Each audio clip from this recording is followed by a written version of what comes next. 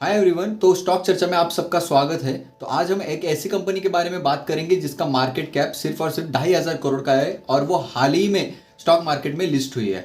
Company जो है वो एफएमसीजी सेक्टर से बिलोंग करती है। पहले हम जानेंगे कि कंपनी के नंबर्स कैसे हैं, उसके बाद कंपनी का सिर्फ और सिर्फ ओवरव्यू की हम बात करेंगे कि कंपनी बिजनेस क्या करती है। ये कोई भी एडवाइजरी नहीं है, फाइनेंशियल एडवाइजरी नहीं है। आप कृपया खुद का एनालिसिस ज़रूर करिएगा और इतना ही नहीं तो आप अपना जो भी फाइनेंशियल एडवाइजर्स है उनसे राय ज़रूर लीजिएगा बिफोर इन्वेस्टिंग। और ये सिर्फ और सिर्फ एक एजुकेशनल पर्पज़ के लिए एक वीडियो है।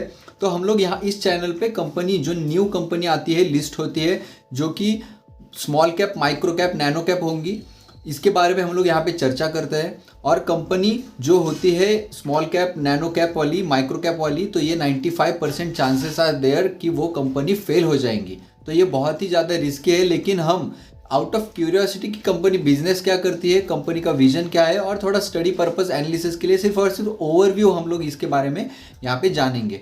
तो कंपनी का फर्स्ट जो नाम है वो है सनस्टार लिमिटेड।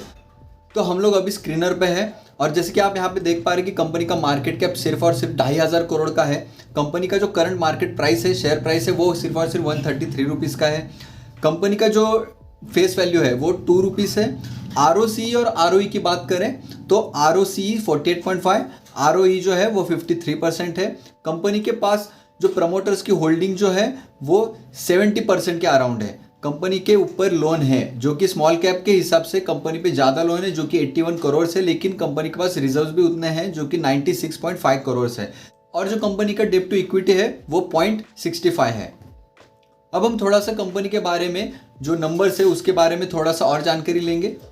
यहाँ पे जो दिया है कंपनी का ये रेवेन्यू है जो कि मार्च 2020 से लेके 2024 तक जो कंपनी का रेवेन्यू है वो 4 मल्टीपल्स बढ़ गया है। 4 मल्टीपल्स, जो कि 261 था 2020 में, वो बढ़ के 310, वो बढ़ के 504, फिर 760 और 2024 में 1067 करोड़ रुपीस है। और ये जो दिया गया है ये कंपनी का नेट प्रॉफिट है। इसमें -1 जो है ये कंपनी का 2020 में नेट प्रॉफिट था, बाद में बढ़ के 14 CR, 16 CR, 41 एंड 67 CR, जो कि कंपनी की बहुत अच्छी ग्रोथ दर्शाता है।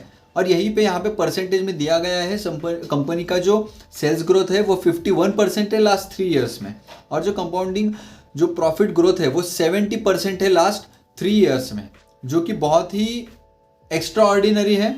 तो अब हम आ गए कंपनी के होल्डिंग पैटर्न पे। तो अक्सर हम ये देखते हैं कि small cap, nano cap, micro cap में ज़्यादातर FIDI नहीं होते, लेकिन इस कंपनी में FI 3.29% है, DII जो है वो 7.81% है, तो जो कि बहुत ही अच्छा साइन है। और पब्लिक जो है वो 18% है। तो अक्सर छोटी कंपनीज में FIDI ज़्यादा नहीं होती, लेकिन इस कंपनी में है, जो कि एक अच्छा साइन है। लेकिन बेसिस ऑन दिस आपको डिसीजन नहीं लेना है, ये सिर्फ एक हम रेफरेंस के लिए ले सकते हैं कि हाँ कुछ तो पोटेंशियल कंपनी में हम कंसिडर कर सकते हैं।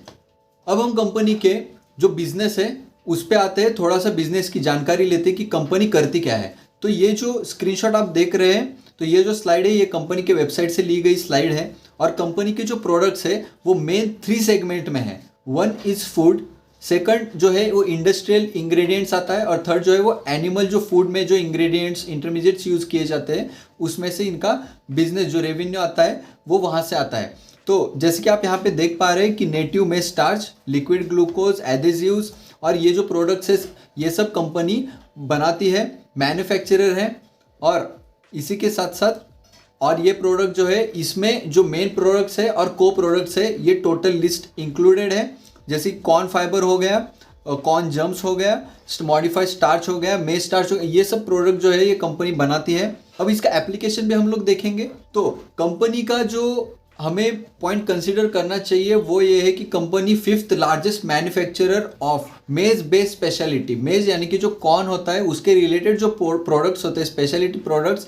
अब इसके बारे में हम लोग थोड़ा सा, ये स्पेशलिटी प्रोडक्ट्स कौन से होते हैं, जैसे कि कॉर्न ऑयल हो गया, कॉर्न सॉसेज हो गया, स्टार्च हो गया, लिकर, सिरप, ये जो प्रोडक्ट्स होते हैं इसमें इस कंपनी के इंग्रेडिएंट्स जो है वो यूज़ करे जाते हैं एज ए रॉ मटेरियल। इसके इंग्रेडिएंट्स, इंटरमीडिएट जो है वो यूज़ करे जाते हैं। कंपनी का जो टोटल रेवेन्यू आता है सेलिंग से, उसमें से फूड का जो है वो 58% है। एनिमल न्यूट्रिशन जो है, जो कि पेट के लिए जो खाना होता है, वो 10.5% अराउंड। इंडस्ट्रियल जो है वो 31.5% है। फूड में जो है वो जैसे कि बेकरी प्रोडक्ट ज़्यादातर होते हैं, तो इसमें थिकनर्स हो गया, stabiliser, sweeteners, pasta soups, bake products, adhesives, ये जो इंग्रेडिएंट्स यूज होते हैं, इंटरमीडिएट्स यूज होते हैं, ये company as a raw material उनको प्रोवाइड करती है।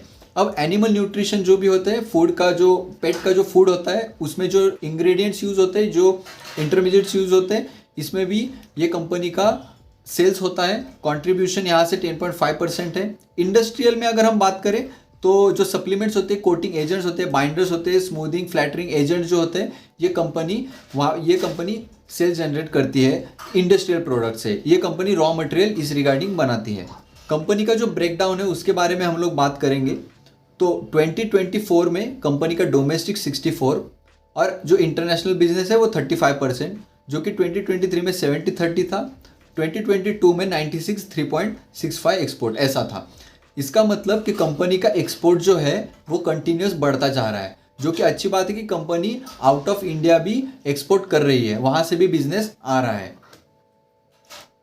अब ये बहुत ही कंसिडर करने जैसी बात है, हालांकि ये बहुत ही इम्पॉर्टेंट पार्ट नहीं है एनालिसिस का, लेकिन ये आप कंसिडर कर सकते हैं कि कंपनी के क्लाइंट्स, इतनी छोटी कंपनी होके कंपनी के जो क्लाइंट्स है वो आईटीसी है, जो कि एफएमसीजी रिलेटेड बहुत सारे प्रोडक्ट्स बनाते हैं, जैसे कि आटा हो गया, मैदा रिलेटेड प्रोडक्ट हो गया, बिस्किट, ऑयल, इसके रिलेटेड जो प्रोडक्ट्स होते हैं वो आईटीसी उसमें है।